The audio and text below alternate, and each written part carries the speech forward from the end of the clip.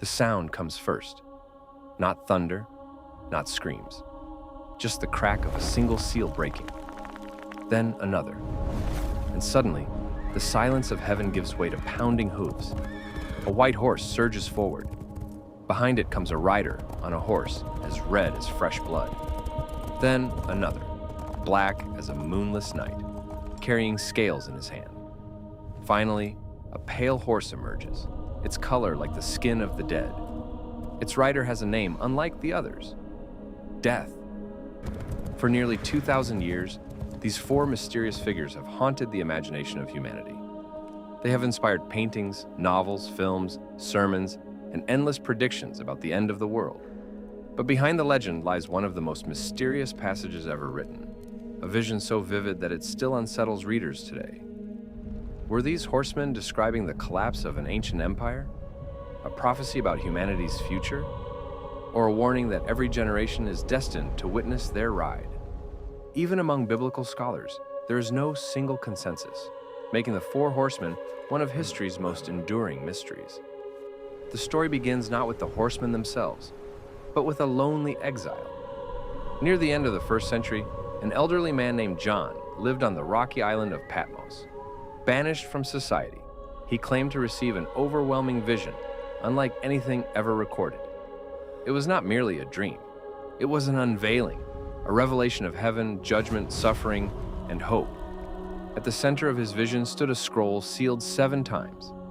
No one in heaven or on earth was worthy to open it except one figure the text calls the Lamb. As each seal was broken, reality itself seemed to change. The first 4 seals released the horseman. The first rider appears almost deceptively peaceful. He rides a white horse, wears a crown, carries a bow, and rides out, conquering and to conquer. At first glance, white suggests purity or righteousness. Yet almost immediately, debate begins. Some early Christian interpreters believe this rider symbolized Christ spreading the gospel. Others saw something far darker, a counterfeit conqueror whose victories would open the door to unimaginable suffering. Modern scholars remain divided, with interpretations ranging from military conquest to imperial expansion, or even deceptive peace. The text itself never identifies him by name. That silence may be intentional. Before anyone can fully understand the first rider, the second seal is broken. A fiery red horse bursts onto the scene. Its rider receives an enormous sword and a terrifying assignment: to remove peace from the earth. Notice what the vision does not say. It doesn't claim this rider creates hatred. Instead, he removes peace. The implication is unsettling. Violence may already exist beneath the surface, waiting only for the barriers holding it back to disappear. History repeatedly reflects this pattern. Civilizations that appear stable for decades can descend into chaos, almost overnight, once fear, ambition, or revenge overwhelm restraint. The third seal opens. Now comes the black horse. Its rider carries a pair of scales. A voice announces that basic food has become so expensive that an entire day's wages barely purchase enough grain for one person to survive. Yet strangely, the voice adds another instruction: do not harm the oil and the wine. That single detail has fascinated historians for centuries. Some interpret it as evidence of economic collapse, where luxury goods remain available while ordinary people starve. Others see a picture of inequality, where wealth survives even as the poor suffer. Whatever the precise meaning, the message is unmistakable. Scarcity becomes another weapon.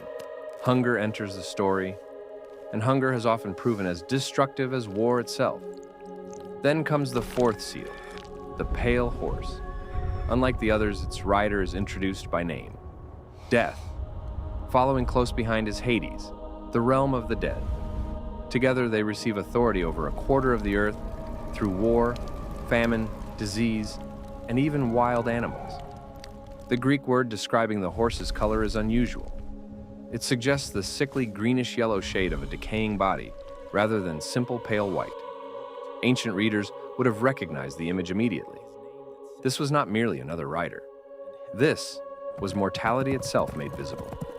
What makes the vision even more disturbing is its order: conquest, war, famine, death. It forms a chain reaction, Expansion breeds conflict. Conflict destroys economies. Economic collapse creates hunger. Hunger weakens societies until death spreads through every opening. Whether John intended these riders as symbolic forces or future events, the sequence mirrors countless moments throughout history. Empires have risen this way. Empires have fallen this way. Yet the horsemen did not appear from nowhere.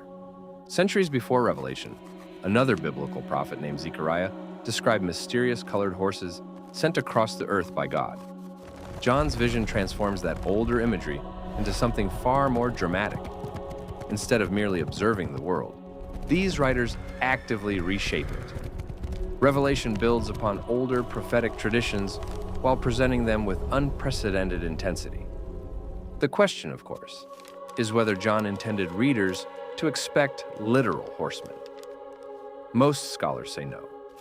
The book of Revelation belongs to a style known as apocalyptic literature, rich with symbolism, layered meaning, and vivid imagery. Numbers, colors, creatures, and cosmic events often communicate theological ideas rather than straightforward predictions. Yet symbolic does not mean imaginary. Symbols can describe realities more powerfully than literal language ever could.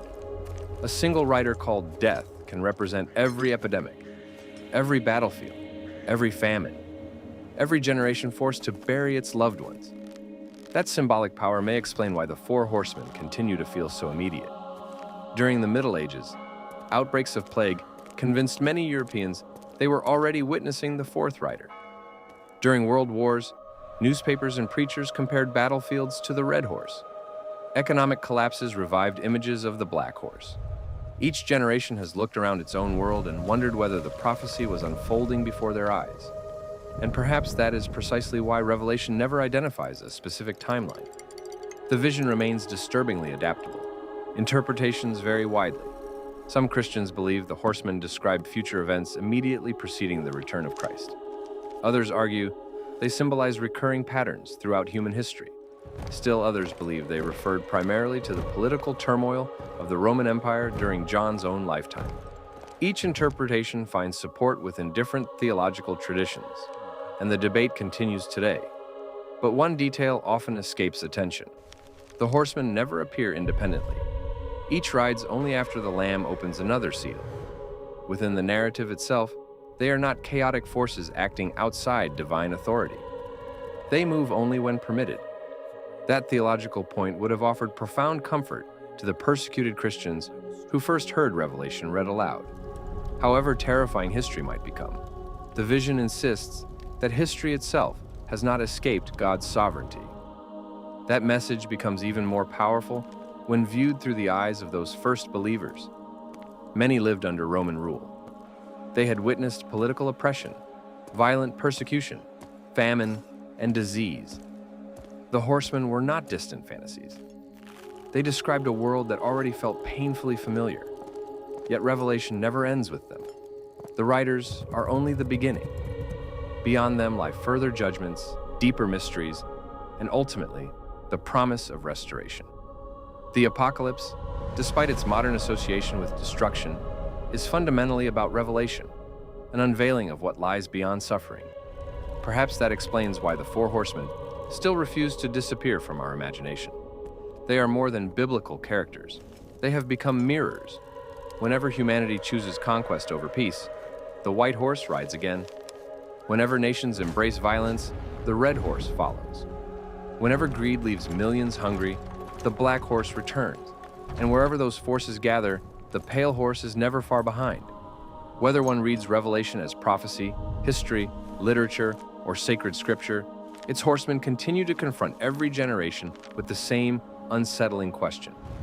Not whether the apocalypse is coming, but whether humanity has learned anything since the first sound of those distant hooves echoed across the pages of history.